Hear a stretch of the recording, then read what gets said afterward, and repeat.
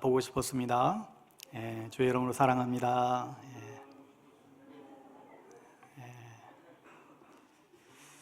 우리 오늘 주시는 하나님의 말씀 나누겠습니다. 에베소서 4장 말씀입니다. 에베소서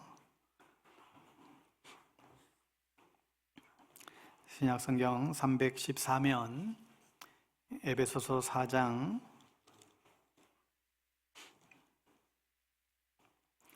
25절에서 30절까지 찾으셨으면 우리 자리에서 일어나셔서 교독하여 하나님의 말씀 선포하겠습니다. 그런즉 거짓을 버리고 각각 그 이웃과 더불어 참된 것을 말하라.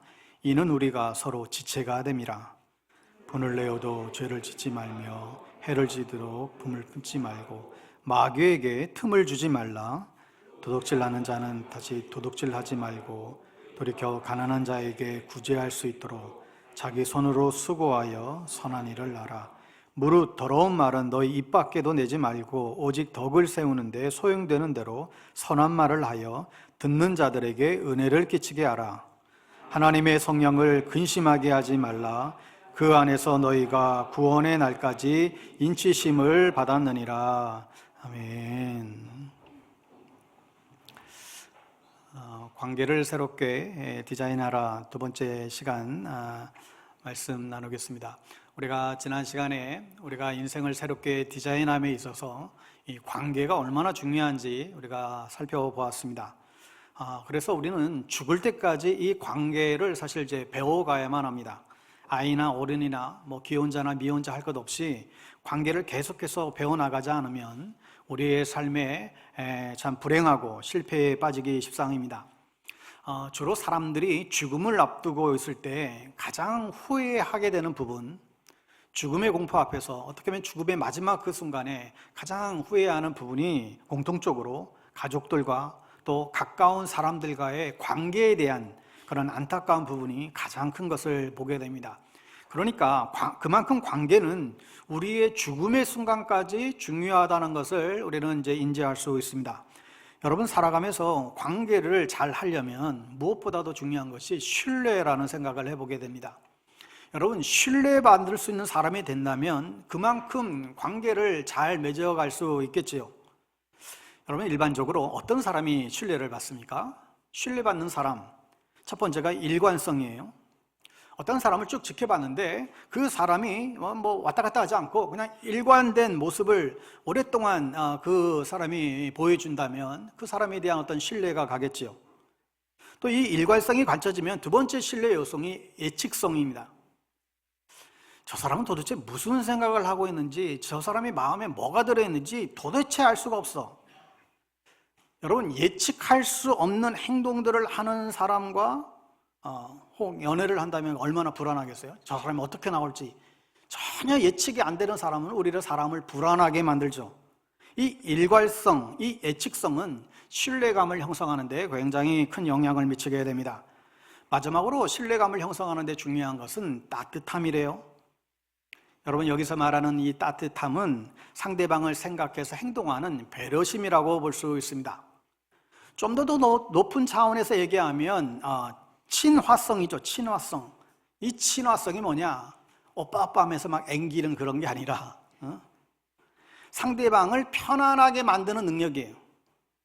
친화성이 뭐냐면 상대방을 편안하게 만드는 능력이래요. 그러니까 이렇게 일관성, 또 예측 가능성, 배려를 기반으로 하는 이 따뜻함, 이 세 가지가 갖춰지면 우리는 그 사람을 신뢰하게 됩니다. 그런데 우리의 관계를 해치는 바이러스들이 우리 안에도 너무나 많이 있습니다. 이 관계를 깨트려버리는 바이러스 있다는 거예요. 오늘 본문 가운데서 몇 가지를 특별히 보게 되는데, 치명적인 이 관계의 바이러스, 첫 번째는 거짓입니다. 여러분, 누구나 알다시피 모든 거짓은 모든 관계를 해롭게 만들어요. 하나님과의 관계든 사람들과의 관계든 집안 식구들의 관계든 이웃과의 관계든 간에 거짓은 관계에 있어서 가장 해롭게 해야 됩니다. 왜냐하면 거짓은 신뢰에 급을 가게 만들기 때문에 그렇습니다. 상대방이 나를 속일지도 모른다는 생각이 들거나 저 사람 하는 얘기는 다 거짓말이야. 입만연물 거짓말이야. 만약에 그런 사람들과 그런 사람이라고 인식을 하게 된다고 한다면 그런 사람들과 신뢰관계를 유지하기가 쉽지가 않지요. 그런데 문제는 이 거짓의 유전자가 있다라고 성경은 우리에게 얘기를 합니다. 여러분 요한복음 8장 44절 말씀 한번 읽겠습니다. 44절 요한복음 8장 44절 우리 화면 보면 같이 한번 선포합니다. 시작. 너희는 너희 아비 마귀에게서 났으니 너희 아비의 욕심대로 너희도 행하고자 하느니라. 그는 처음부터 살인한 자이요 진리가 그 속에 없으므로 진리에 서지 못하고 거짓을 말할 때마다 제 것으로 말하나니 이는 그가 거짓말쟁이요 거짓의 아비가 되었음이라. 예수님께서 당시에 예수님을 믿지 않는 이스라엘 백성들에게 너희는 너희의 아비 마귀에게서 났다라고 하면서 마귀는 본질상 거짓말쟁이라고 거짓의 온주라고 너희는 그 아비의 그 자식이라고 그렇게 꼬집고 있습니다. 여러분 잘 아시는 대로 마귀가 이 세상에 들어올 때의 그 첫 순간을 우리가 기억하죠. 에덴 동산에서 자신의 정체를 숨기고 하와에게 접근해서 하나님께서 먹지 말라고 한 그 과일을 선악과를 먹으라고 부추기죠. 먹으면 너도 하나님처럼 될 거야. 이 거짓말을 이제 퍼뜨리게 됩니다. 이거 먹어도 절대로 죽지 않을 거야. 이 거짓말을 해서 이 하와가 그 거짓말에 속아 넘어가 그만 타락하게 된 것이죠. 오늘날 이 세상에 수많은 이 거짓말들은 사실 마귀가 퍼뜨리고 있는 것입니다. 그게 온죄라는 거예요. 다시 말해서 그 거짓말에 속아서 첫 아담과 하와가 타락한 그 사건으로 인해서 우리 안에 죄가 들어왔고 우리는 이제 거짓말을 밥 먹듯이 해야 되는 그런 마귀의 유전자를 우리는 모두 갖고 있다는 거예요. 이걸 우리가 어떻게 잘 알 수 있습니까? 여러분 가장 쉬운 방법이 우리 아이들 보면 알 수 있죠. 여러분 어느 부모치고 아이에게 거짓을 가르치는 부모가 어디 있겠어요? 그런데 거짓을 가르쳐주지도 않았는데 배우지도 않았는데도 이 아이들이 얼마나 거짓을 잘 하는지 모릅니다. 예외가 없어요. 뭐 목사자녀든 뭐 권사자녀든 할 것 없이 아이들은 다 자연스럽게 이렇게 거짓을 말하기 시작합니다. 요즘 아이들은 정말 창의적인 거짓말도 해요. 그렇다면 부모는 안 합니까? 아이들이 그렇다고 한다면 부모들은 거짓말 안 하나요? 엄마가 아침에 아이들 막 흔들어서 야야 늦었어 아침 8시 애가 그냥 막 힘들어서 일어나 보면 시간 보면 7시 반이야. 에이씨. 집안에서 있는 일들이죠. 운전하면서 애들이 아빠 아직 멀었어요? 곧 가. 이제 다 왔어. 그리고 한 20분 더 가요. 엄마와 아빠도 사실 우리의 일상에 늘 거짓말이 사실 배어 있습니다. 정치인들은 어떤가요? 요즘 국회 보니까 아주 거짓말 대잔치를 보는 것 같아요. 아예 뭐 증인 선서조차 뭐 거부하고 있잖아요. 현대 사회는 이 거짓말을 빼버리면 세상이 돌아가지 않을 정도로 거짓말이 너무나 난무한 오늘 이 세상을 우리는 살아가고 있습니다. 광고도 어떤 홈쇼핑도 사실 거짓을 첨예하지 않으면 일이 돌아가지 않는 것 같아요. 그래서 우리는 특별히 이 거짓을 이 관계 가운데에서 우리는 주의해야만 합니다. 우리나라 감옥에 가보면 가장 많은 죄수들이 뭐래요? 범죄자들이 사기꾼이래요. 미국은 뭐 총살 이런 여러 가지 그런 그 범죄 사고가 많은 반면 우리나라 사람들은 감옥에 가면 대부분 사기, 무고, 명예훼손 대부분 이런 게 많다는 거예요. 아무튼 이런 거짓은 신뢰를 해치기 때문에 우리의 관계에 치명타를 가져다 줍니다. 그렇다면 이 해로운 바이러스를 어떻게 퇴치할 수 있습니까? 오늘 25절에 보면 그런즉 거짓을 버리고 각각 그 이웃과 더불어 참된 것을 말하라. 이는 우리가 서로 지체가 됨이라. 바울은 에베소 교회 성도들에게 우리는 그리스도 안에서 한 몸의 지체가 되었기 때문에 지체들끼리 거짓이 아니라 진실을 말하라고 권면합니다. 만약에 우리 공동체의 지체들 사이에 거짓이 왔다 갔다 한다게 된다면 우리 안에 심각한 문제가 발생하고 또 우리 공동체를 병들게 만드는 그런 결과를 초래하게 됩니다. 여러분 따라서 우리의 모임, 특별히 우리 교회 공동체 안에서 우리의 셀 모임이나 기관 모임이나 여러분 우리의 모든 그 관계 가운데에서 여러분 정말로 진실을 말하려고 우리는 결단하고 노력할 수 있어야 합니다. 그렇지 않으면 우리는 서로에게 해를 입히고 더 심각한 것은 그리스도의 몸이 병들게 되는 결과를 초래하게 된다는 것입니다. 여러분 우리는 진리 대신 예수님을 믿는 그런 사람들 아닙니까? 여러분 그런 사람들이 우리 안에서 계속해서 이 거짓말의 습관처럼 계속 반복이 된다고 한다면 교회는 세상의 간증을 잃어버리게 되는 것이죠. 참 안타까운 늘 예를 들어서 참 그렇지만 오래전에 유명 기업인의 정치인의 부인들, 대형교회 그 권사님들이 세상 법정에 나가서 성경에다가 손을 얹고 자신들은 맹세한다고. 그런데 이게 다 거짓으로 뽀록나면서 얼마나 세상의 조롱을 받았는지 모릅니다. 따라서 믿는 우리들은 누구보다 먼저 거짓을 벗고 진실을 말하려고 여러분 정말로 노력해야 하는 것이죠. 여러분, 교회뿐만 아니라 우리 가정 안에서도, 우리 직장과 우리 사회 속에서도 모든 일상의 관계 속에 이 거짓의 바이러스를 퇴치해야만 합니다. 그렇다면 우리의 관계 가운데 이 거짓의 바이러스를 퇴치하려면 어떻게 해야 된다고요? 우선 우리가 서로 연결된 존재라는 사실을 인식하고 진실을 말하라고 성경은 얘기합니다. 여러분, 우리는 관계를 통해서 서로 연결된 존재이기 때문에 연결된 사람끼리 거짓은 서로에게 심각한 상처를 입히기 마련이에요. 하여 성령의 도움 안에서 정말 진실을 말하려고 애를 쓰셔야만 합니다. 특별히 여러분, 부부관계 가운데에 거짓을 버리고 진실을 말해야 되겠다, 여러분 애를 쓰셔야 됩니다. 여러분, 자녀들이 거짓말하는 건 어떤 면에선 괜찮아요. 그러면서 크는 것 아니겠어요? 애들이 자라면서 뭐 그러기도 하고, 어쨌든 자녀들이 거짓말 한다고 뭐 그거 뻔히 알지만 뭐 어쩌겠어요? 알고도 모른 척, 몰라도 모른 척 하여튼 속아 넘어가 주잖아요. 그냥 들켜도 그냥 야단치고 그냥 용서하고 말지요. 처리되면 안 되겠지, 뭐 고쳐지겠지. 여러분, 그런데 문제는 부부관계는 달라요. 부부관계라고 하는 것은 서로가 사랑하면서 서로 약속으로 맺어진 관계예요. 사랑하기로 약속한 거예요. 언약의 관계예요. 그래서 그 사이에 이 거짓의 바이러스로 인해서 불신이 생기게 되면 굉장히 큰 어려움을 초래할 수 있습니다. 여러분, 모두가 잘못할 수는 있잖아요. 다 잘못할 수 있어요. 여러분, 우리가 알게 모르게 또는 의도를 하지 않아서 잘못하게 되면 여러분 잘못했다고 말하면 돼요. 완벽한 사람이 되라는 것이 아니라 진정성을 요구하는 것이죠. 진실된 사람이 되고자 하는 거예요. 우리는 불완전한 사람이기 때문에 여러 가지 이유로 본의 아니게 때로는 거짓을 말할 수도 있습니다. 그럴 때마다 우리는 하나님께 자백하고 또 사람들에게 정직하게 사죄하고 그리고 하나님의 도움을 구하며 또다시 시작하면 되는 것이죠. 완전함이 아니라 진정성이 중요한 것입니다. 여러분 기억하세요. 여러분, 거짓은 치명적인 관계에 결정타를 날리는 것입니다. 제가 여러분들에게 거짓말하는 목사야, 여러분 그런 인식이 여러분의 안에 강하다고 한다면 어떻게 여러분들이 저를 끝까지 따라올 수 있겠어요? 제가 부족한 게 있는 것을 아는 것하고 거짓을 계속해서 반복되지 하는 이거는 다른 문제인 것이죠. 그러므로 우리가 서로 연결된 존재라는 것을 깊이 인식하고 거짓이 아니라 진실을 말하도록 애를 쓰고 결단하는 저와 여러분 되기를 바랍니다. 두 번째 바이러스는 분노의 바이러스입니다. 제가 앞에서 언급한 이 거짓말만큼 이 분노도 관계에 굉장히 어렵습니다.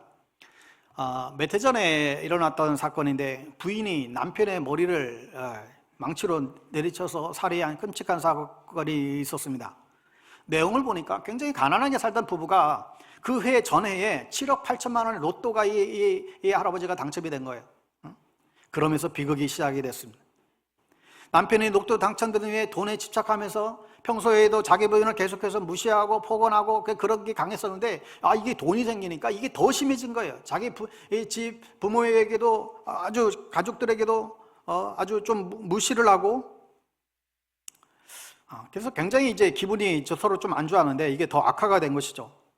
부인은 그런 남편에게 알게 모르게 점점 마음 가운데에서 막 분노가 막 일어나기 시작했고 그게 쓴뿌리가 되고 그게 막 앙심이 품게 됐어요. 게다가 그 해 초에 남편이 이 부인에게도 아내에게도 얘기하지 않고 부인 모르게 땅을 다른 곳에 엄청나게 구입했다는 사실을 알게 되니까 너무 배신감이 든 거예요. 분노가 폭발했어요. 그게 막 지금 서로 옥신각신하는 가운데 이 남편이 다행도 싫어했던 이 망치들 들고 막 또 아내에게 또 막 그렇게 그런 모션을 막 취하다가 이게 망치를 떨어뜨렸는지 이 아내가 그 망치를 쥐어들고는 순식간에 그냥 남편의 머리를 내리친 거예요. 피가 철철 흐르고 쓰러졌는데 살려달라고 그러는데도 진짜로 그 순간에 아무것도 보이지 않았는지 그 자리에서 그냥 한 20대를 그렇게 난타를 했대요. 모든 관계가 그냥 폭발해서 다 파탄나고 말았죠. 여러분, 분노가 이처럼 우리의 관계를 해치는 일들은 그 이유는 수도 없이 많아요. 최근에죠. 얼마 전에 여러분, 수능 만점 받은 명문 이대생 학생이 자기 여자친구가 사귀지 않겠다고 교제를 하던 여자친구가 헤어지자고 말하자 그게 그냥 참지 못해서 분노를 조절하지 못하고 그 살해한 사건, 여러분 뉴스를 통해서 들었습니다. 그것도 우발적인 범죄가 아니라 기획된 거였고, 의대생이라 실수 없이 죽이기 위해서는 뭐 경동맥을 끊어야 된다, 어떤 의학적인 지식까지도 동원해서 그 일을 저지른 것이죠. 여러분, 수능 만점자예요. 여러분, 수능 만점을 맞기 위해서는 얼마나 많은 정말 학습량의 지식이 그에게 쌓였겠어요. 얼마나 많은 지식이 그 안에 있겠어요. 그런데 그 마음속의 좌절과 그 분노의 힘 앞에, 허망함에 다 무너져 버린 거예요. 여러분, 이처럼 뭔가 우리의 관계에 상처를 주고 어렵게 만드는 일들이 수시로 우리 가운데 일어나고 있습니다. 특별히 우리나라 사람들이 이 성격이 아주 다혈질이죠. 남미 사람들처럼 아주 다혈질 성격. 여러분, 다 큰 어른들이 운전하다가 시비가 붙어가지고 길거리에서 우통 벗고 레슬링 하는 나라가 몇 나라가 안 될까요? 층간소음 때문에 몽둥이 들고 쫓아가는 나라가 몇이나 될까요? 가만히 보면 너무나 우리나라 사람은 기본적으로 다 화가 나 있어요. 그냥 평소에 그냥 다 화가 나, 얼굴이. 건들기만 하면 언제든지 터질 준비를 하는 것 같아요. 예전에 개콘에선가 박성호 씨 앵그리버그 화가 난다 코너 있었나 기억나시나요? 화가 난다 그런 거예요.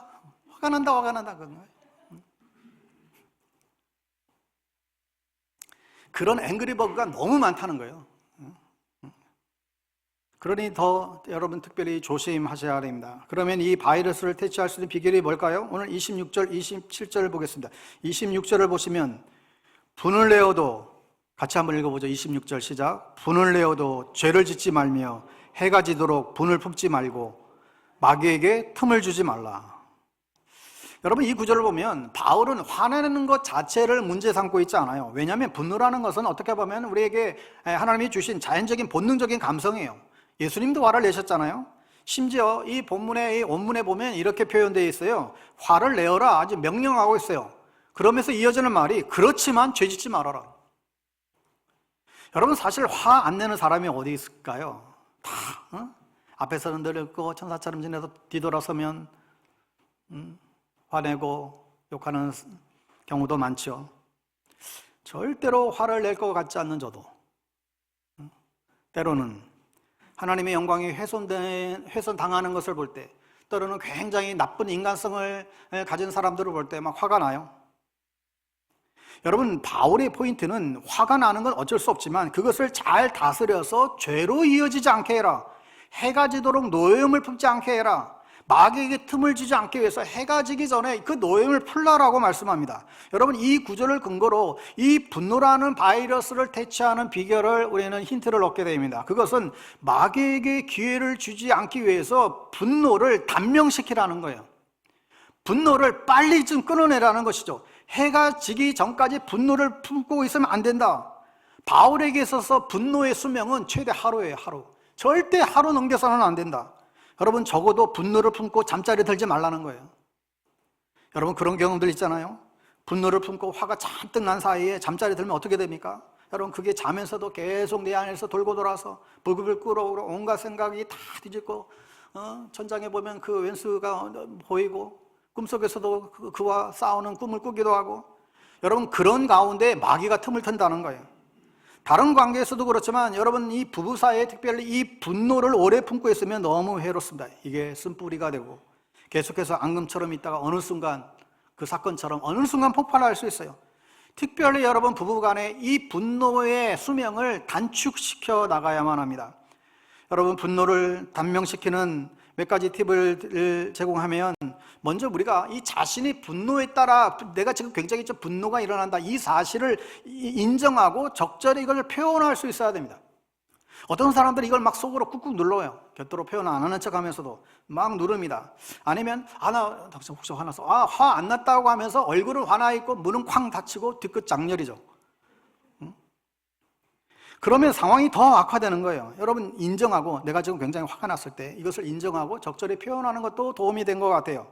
내가 당신의 언행 때문에 당신의 제 모습 보니까 내가 굉장히 화가 지금 사실 나려고 하는데 나에게 좀 예의를 좀 갖춰줬으면 좋겠다고. 내 안에서 일어나는 이 분노를 여러분 표현하는 게 그게 건강한 것입니다. 또 하나는 그 분노의 원인을 파악하는 거예요. 내가 지금 왜 이렇게 화가 나고 있지? 내 이 분노의 원인이 뭘까? 여러분 그 구체적으로 알 필요가 있습니다. 또 하나는 다른 사람의 도움을 요청하라는 거예요. 내 안의 분노를 도저히 내 스스로 막 식히지 못할 때 혼자 끙끙거리지 말고 남의 도움을 때로는 요청할 필요가 있습니다.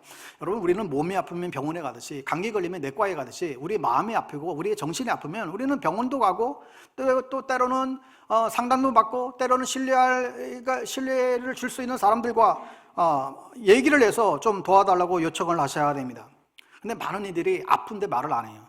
특히 우리나라 사람 정서상. 미국 사람들은 소위 정신과 가는 것이 내과 가듯이 자연스러워요. 근데 우리나라 사람들은 그러지 못해요. 자신의 연약한 모습을 치부라고 생각하고 숨기는 경우들이 특히 많아요. 교회 안에서도 무슨 비밀이라고 그냥 그렇게 쉬쉬쉬 하는 게 너무 많아요. 말 안 하는 거예요. 쉬쉬하고 보는데 보니까 다 알고 있어. 이게 교회예요, 이게. 여러분 힘들 때는 주변에 도움도 요청하시고 기도해 달라고도 하시고 그렇게 또 자신을 오픈하셔야 하지, 그렇지 않으면 서로의 그 친밀한 관계가 이루어지지 않습니다. 세 번째로 분노를 단명시키는 팁은 하나님이 심판하시도록 문제를 맡기라는 거예요. 정말로 내 안에 어떤 분노가, 그게 의로운 분노든 어떤 분노든 간에 내 안에 주체하지 못할 분노가 일어날 때, 그렇다고 내 힘으로 해결할 수 있는 상황도 아닐 때 하나님께 맡기라는 거예요. 하나님께 일러 바치라는 거예요. 저는 이것을 제일 잘하는 것 같아요. 하나님께 일러 바쳐. 일만 생기면 사람들에게 못하니까 하나님께 죄다 일러 바쳐요. 어떤 면에서는 주님은 참 총알바지 같아요. 우리의 모든 쓴뿌리와 상처 주는 소리를 다 받아내주세요. 아무튼 분노를 오래 품지 말고 빨리 내 품에서 내보내는 게 좋습니다. 성령의 도우심을 받아서 하루가 지나지 않도록 그것을 떠나보내도록 우리가 노력해야 되고, 안 그러면 내 안에서 계속 쓴뿌리가 남아서 우리를 아프게 하고 마귀가 그것을 무기 삼아서 내 관계 가운데에 어려움을 주게 됩니다. 세 번째 바이러스는 나쁜 말이에요. 19절에 보면 말은 관계에 있어서 아주 필수적인 요소임을 또 볼 수 있는데, 여러분 말을 하지 않고 어떻게 관계가 되겠어요? 이 말이 관계에 있어서 너무나 중요하잖아요. 문제는 우리는 언제나 좋은 말만 하지 않는 데에 있습니다. 심지어 나쁜 말을 입에 배워서 늘 부정적인 언어, 표현들, 그래서 주변 사람들 힘들게 하는 사람들 많죠. 우리는 종종 가시돋친 말로 인해서 부부간에 또 부모와 자식 속에서 또 그렇게 서로 찌르고 그렇게 서로를 막 후벼 파는 거예요. 남편이 아내에게 당신은 어떻게 내 말을 듣질 않아? 아내가 뭐라 그럽니까? 말이 말 같아야 듣지. 여러분 서로를 상처를 주고 관계를 죽여요. 이게 이 말이 이 치명적인 바이러스입니다. 그러니 이 나쁜 말을 퇴치하는, 바이러스를 퇴치하는 비결이 뭘까요? 여러분 29절 30절 같이 읽겠습니다. 29절 30절 같이 읽습니다. 시작. 무릇 더러운 말은 너희 입 밖에도 내지 말고 오직 덕을 세우는데 소용되는 대로 선한 말을 하여 듣는 자들에게 은혜를 끼치게 하라. 하나님의 성령을 근심하게 하지 말라. 그 안에서 너희가 구원의 날까지 인치심을 받았느니라. 여기 보면 바울은 오늘 아예 나쁜 말은 입 밖에도 내지 말고 덕을 세우는데 필요한 말을 적절하게 하라고 권면합니다. 여러분 덕을 세운다는 말의 의미는 이 언어로 집을 세운다라는 말과 같아요.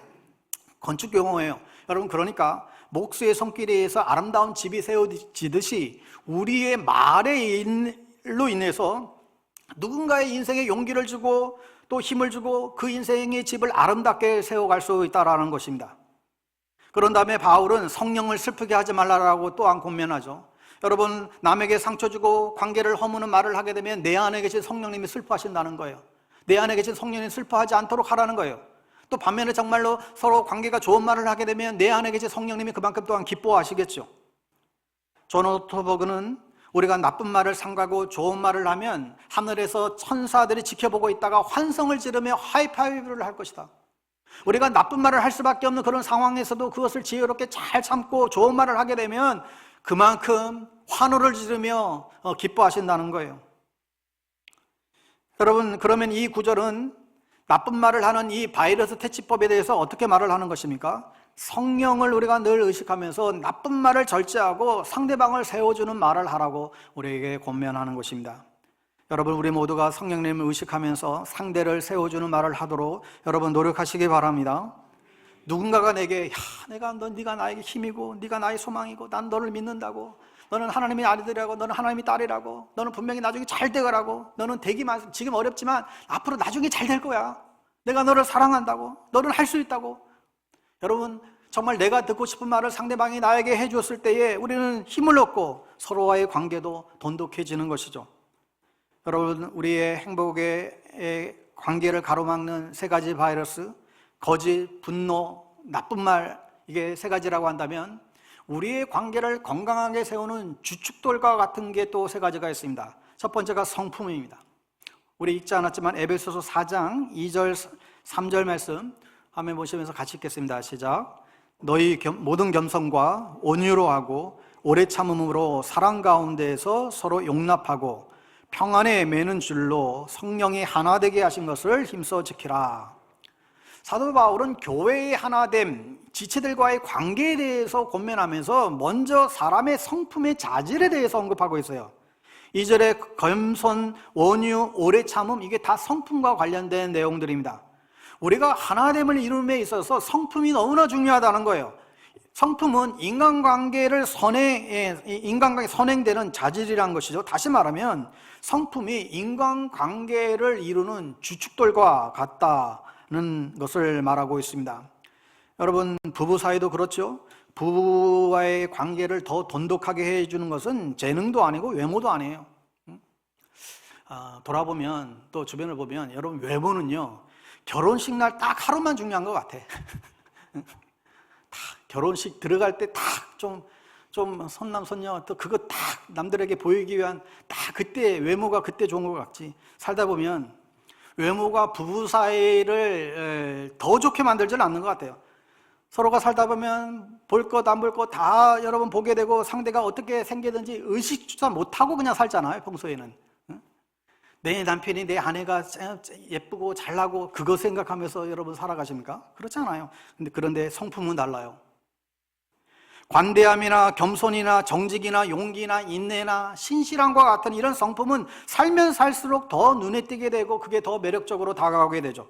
그게 서로를 더 신뢰하게 만들어줄 수 있고 더 관계를 더 깊이 있게 합니다. 여러분, 성품은 관계의 어려움을 뚫고 나갈 수 있는 힘을 우리에게 제공해 줍니다. 어떤 분이 결혼을 정의하기를 한 청년이 다른 죄인을 만나가지고 조금 있다가 새끼 죄인을 낳는 것이다, 이렇게 표현을 했어요. 한 사람이, 한 남자가 한 다른 여자 죄인을 만나가지고 조금 있다가 새끼 죄인을 낳는 것이다. 저는 참 이게 일리가 있다고 생각이 들어요. 이게 결혼의 현실인 거예요. 사실 자기 한 사람 간수하기도 힘든 우리가 다른 죄인 만나가지고 내 부족함, 내 죄, 내 문제도 감당하기 힘든데 또 다른 내 아내의, 내 남편의 다른 문제를 다른 사람을 만나서 그 사람의 그 모든 문제와 아픔들을 다 끌어안고 살아가고, 또 게다가 좀 있으면 자기도 모르고 자기밖에 모르고 그저 그냥 막무가내로 소리 지르고 빽빽거리는 이 새끼 죄인이 그 관계 가운데 개입하게 되면 여러분, 그 가정이 얼마나 힘들겠어요. 결혼뿐만 아니라 여러분, 모든 인간관계가 참 쉽지가 않습니다. 우리는 불안정하고 자기주의적이고 또 상처가 많고 죄로 물들어 있기 때문에 그래서 부딪히고 오해하고 자존심 내세우고 갈등을 빚는 일들이 비일비재합니다. 그런데 이런 어려움을 뚫고 나가게 하는 것이 바로 성품이라는 거예요. 온유함, 겸손, 오래 참은, 절제와 같은 이 성품적 자질이 우리의 어려움과 갈등과 또 외부의 어떤 문제 가운데서도 그 관계를 지속시킬 수 있는 힘이 된다는 거예요. 여러분, 부부간에 이웃들과 직장 생활하면서 사회생활하면서도 좋은 관계를 맺고 싶습니까? 회사에서, 교회 안에서도 여러분 사람들과 좋은 관계를 맺고 싶습니까? 뭔가 좀 더 다른 차원의 그런 관계적인 삶을 여러분 살기를 원하십니까? 여러분, 그렇다라고 한다면 다른 사람에게 뭔가를 요구하기 전에 자신의 성품이 먼저 신경을 쓰셔야 될 것입니다.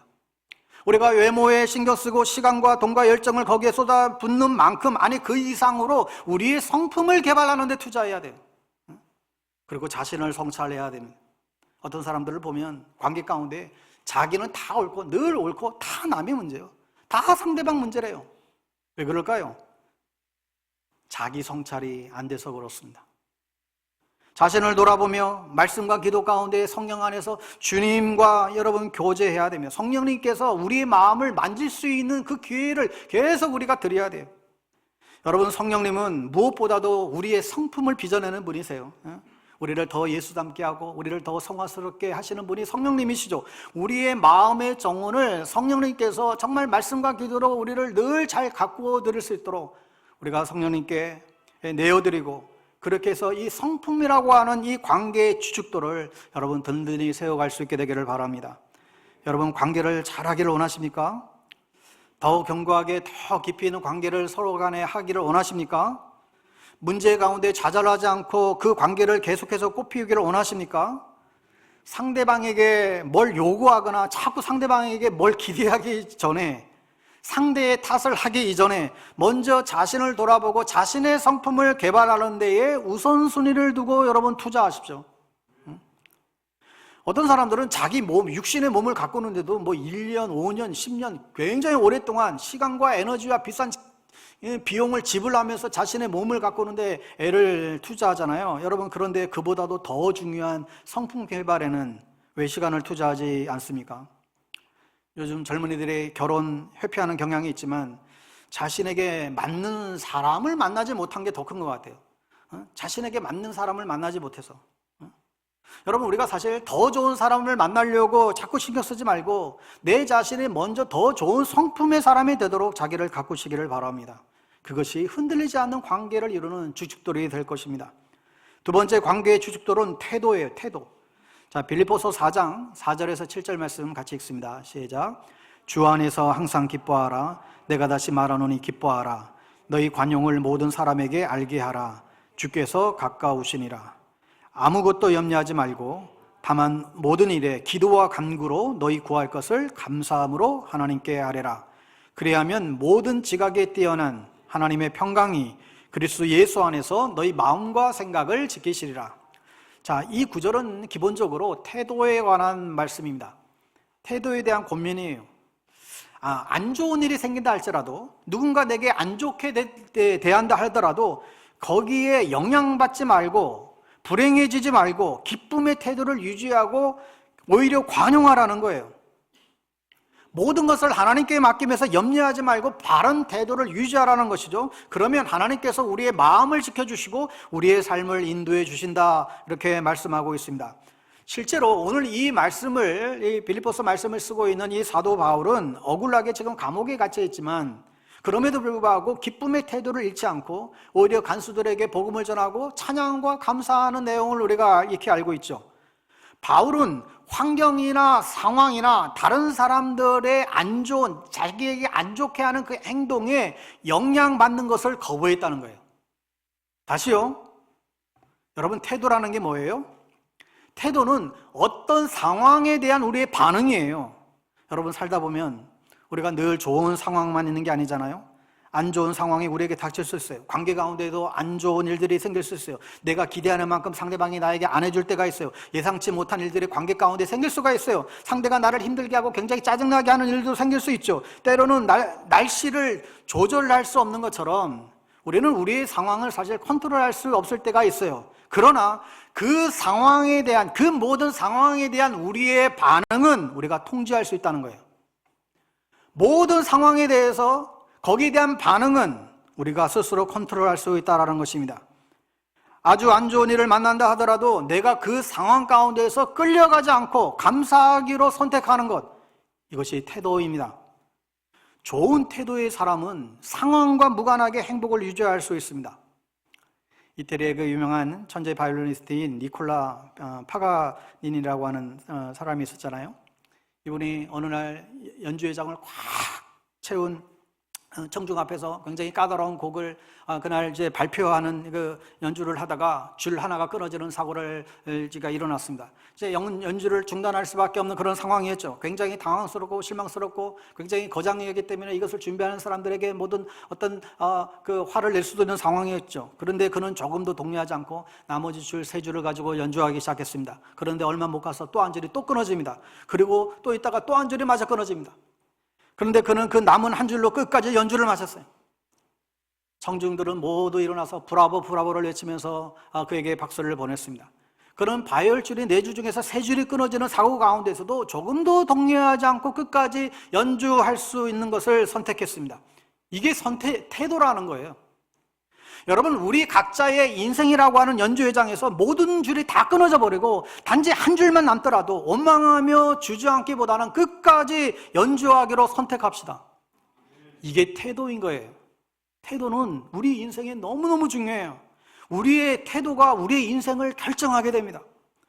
여러분, 좋은 태도는 우리의 관계에도 주축들의 역할을 하게 돼요. 여러분, 일단 사람들은 태도가 좋은 사람에게 끌려요. 여러분 생각해 보세요. 평소에 부정적이고 냉소적이고 늘 그냥 반항적이고 때로는 좀 건방진 태도를 취하고 있는 사람을 가까이 하고 싶겠어요? 그렇지 않죠. 맨날 인상 쓰고 맨날 그냥 그런 사람 가까이 하고 싶지 않죠. 반대로 우리는 좋은 태도를 가진 사람에게 우리는 가까이 가기를 원하게 됩니다. 그런데 그것뿐만 아니라 좋은 태도를 갖는 것이 중요한 것은 우리 인간관계 가운데에 사실 좋은 일만 생기는 것이 아니기 때문에 그렇습니다. 누구든지 좋은 상황일 때는 다 좋아요. 여러분, 상황이 좋으면 누구든지 다 나이스해요. 다 좋습니다. 상황이 좋을 땐. 그럴 때는 좋은 반응을 보이는 건 뭐 누구나 다 알 수 있죠. 나에게 친절하게 대해주는 사람, 나를 잘 맞춰주는 사람, 그 사람에게 잘해주는 건 뭐 아무나 할 수 있어요. 그런데 상황이 안 좋을 때, 상대방이 내가 기대한 것과 다르게 나올 때, 나를 실망시킬 때, 나를 열받게 할 때, 나를 고통스럽게 만들 때, 그때가 문제죠. 여러분, 그럴 때 여러분 어떻게 반응하십니까? 어떤 태도를 보이세요? 좋은 태도가 우리의 관계를 흔들리지 않게 하는 관건이 돼요. 여러분, 어떤 상황 가운데에서도 흔들리지 않는 좋은 태도를 개발하셔야 됩니다. 그러기 위해서는 무엇보다도 우리 아까도 얘기했지만 그 상황에 휘둘리기를 거부해야 돼요. 무조건 상황에 따라 휘둘리지 말고 그 상황 속에서 내가 선택해야 하는 것이죠. 여러분, 우리가 그 상황에서 반응할 수 있는 선택은 내가 하는 거예요. 선택권은 우리에게 주어져 있습니다. 루즈벨트 여사는 내 허락 없이는 아무도 나를 불행하게 만들 수 없다, 이런 말을 했어요. 내 자신의 허락 없이는 누구도 나를 불행하게 만들 수 없다. 여러분, 내가 허락하지 않고는 누구도 어떤 상황도 나를 불행하게 만들 수 없다라는 거예요. 그러므로 여러분, 우리는 좋은 태도를 위한 훈련을 받을 여러분 필요가 있습니다. 여러분, 기질이라고 하는 것, 다혈질, 우울질, 이 기질이라고 하는 것은 타고나는 거예요. 여러분, 그러나 이 성격과 이 태도는 언제든지 훈련하면 바꿀 수 있습니다. 좋은 태도를 위한 훈련을 하십시오. 예를 들어서 여러분 아침에 일찍 일어나시면 뭐 먼저 하십니까? 제일 먼저 아침에 눈을 뜨고 일어나면 여러분 마음속으로도 하나님 감사합니다. 오늘도 새 아침 주셨네요. 하나님을 찬양하고 여러분 고백하고 일어나는 것이죠. 설령 여러분 그날 어떤 스케줄이 굉장히 안 좋은 일이 있고 어떤 그런 또 좋지 않은 그런 상황을 만나 할지라도 여러분 제일 먼저 내뱉는 말이 절대로 나는 무슨 일을 만나든지 나는 부정적인 말을 먼저 내뱉지 않겠다. 소망의 말을 내가 먼저 하겠다. 여러분 이런 노력들을 하는 거예요. 시간이 없더라. 시간 없어 큰일 나네. 여러분 이게 아니라 그나마 나에게 주어진 시간 동안 내가 최선을 다해야지. 많은 사람들이 아침에 일어나면서 저주부터 하는 것 같아요. 알람 소리를 듣고 깜짝 놀라 일어나면서 벌써 아침이야 벌써. 그냥, 졸려 죽겠네, 짜증나 죽겠네부터 아침부터 저주를 몇 번씩이나 하면서 시작하는지 모르겠어요. 인상 쓰고 하루를 시작하니 하루가 어떻게 되겠어요? 여러분 그러지 말고 좋은 생각과 좋은 말로 하루 훈련 시작하는 하루가 돼야 되겠죠. 여러분 무엇보다도 여러분 이른 아침 기도로 하나님의 말씀과 기도로 하나님을 찬양하고 하루를 시작하는 건 가장 좋은 훈련이 될 것입니다. 주님 오늘도 새날을 주셔서 감사합니다. 하나님께 영광 돌리며 하루를 시작하는 것이죠. 여러분 좋은 생각, 좋은 말, 또 무엇보다도 여러분 하나님을 신뢰하셔야 돼요. 모든 것을 합력하여 선을 이루시는 그 하나님을 우리가 신뢰하고 믿기 때문에 비록 우리 안에 안 좋은 일들이 좀 힘든 일이라 할지라도 우리는 그 하나님을 인식하고 좋은 태도로 우리는 반응할 수 있습니다. 사방이 막혀도 하나님을 바라보고 신뢰할 때 어떤 상황 속에서도 어떤 관계의 위기 속에서도 좋은 태도를 유지할 수 있고 그럼으로써 관계에 든든한 집을 지을 수 있게 될 것입니다. 마지막 세 번째 주춧돌은 예수 그리스도에 대한 신앙입니다. 로마서 15장 7절 말씀 같이 한번 읽습니다. 로마서 15장 7절 시작. 그러므로 그리스도께서 우리를 받아 하나님께 영광을 돌리심과 같이 너희도 서로 받으라 그랬습니다.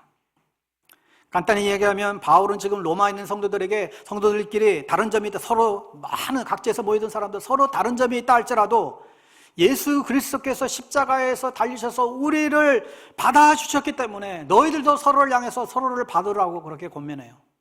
서로를 받으라. 한마디로 예수 그리스도의 놀라운 사랑을 입은 우리들은 동일하게 주님의 죄인 된 나를 받아주신 것처럼 다른 사람들도 받아주라는 거예요. 내가 도저히 용납할 수 없는 그런 미운 사람이 있다 하더라도 우리는 내가 경험한 그 하나님의 사랑과 그 은혜의 힘으로 인해서 그 상처를 극복하고 이겨낼 수 있는 힘을 덧입을 수 있다라고 말씀합니다. 어느 찬양의 가사처럼 주는 내 마음 고치시고 볼 수 없는 내 상처를 어루만져 주시고 나를 아시고 나를 이해해 주시는 그 하나님을 우리가 경험했기 때문에 아무리 사람들과 갈등이 있다 할지라도 십자가 앞에 나아가 나는 저 사람보다도 더 많이 하나님을 배신하고 거역했던 인간인데 하나님이 나를 받아주고 하나님이 나 같은 사람도 나를 용서해 주었는데 여러분 이 사실을 우리가 깨닫게 될 때 우리는 비로소 나를 용서하시고 나를 품어주시는 그 사랑으로 인해서 우리 안에 모든 다쳤던 관계들도 새롭게 회복되게 되리라 분명히 믿습니다. 사랑하는 여러분, 모든 관계를 맺기에 앞서서 예수 그리스도께서 여러분에게 하신 일을 기억하십시오.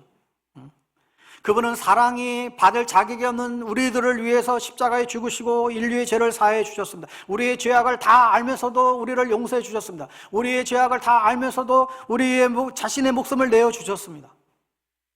사랑의 주님이 날 사랑하시네. 내 모습 이대로 받으셨네. 사랑의 주님이 날 사랑하시니 나도 널 사랑하며 섬기리. 여러분 그렇습니다. 주님의 사랑과 용납하심에 대한 이 경험이 다른 사람에 대한 섬김과 사랑으로 이어갈 수 있게 합니다. 그러므로 여러분을 위하여 십자가에 달려 오늘도 두 팔 벌려 우리를 품에 안으시고 우리를 끌어안으시고 우리를 용서하시는 그 죽기까지 사랑하신 그 주님에 대한 사랑을 다시 한번 여러분 경험하고 다시 한번 마음에 받아들이고 그 사랑으로 나도 널 사랑하며 섬기리. 그런 삶 살아가는 우리 모두 되기를 주 여러분으로 축원합니다.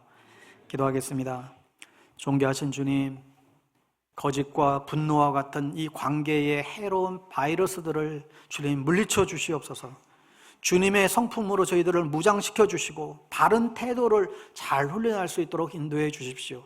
예수 그리스도에 대한 그 사랑에서 나오는 그 은혜의 힘으로 말미암아 관계의 집을 아름답게 세워나가는 우리 모두 될 수 있도록 은혜 더하여 주시옵소서. 예수님의 이름으로 기도합니다. 아멘. 우리 함께 찬양으로 나가겠습니다. 주님 마음 내게 주셔서 우리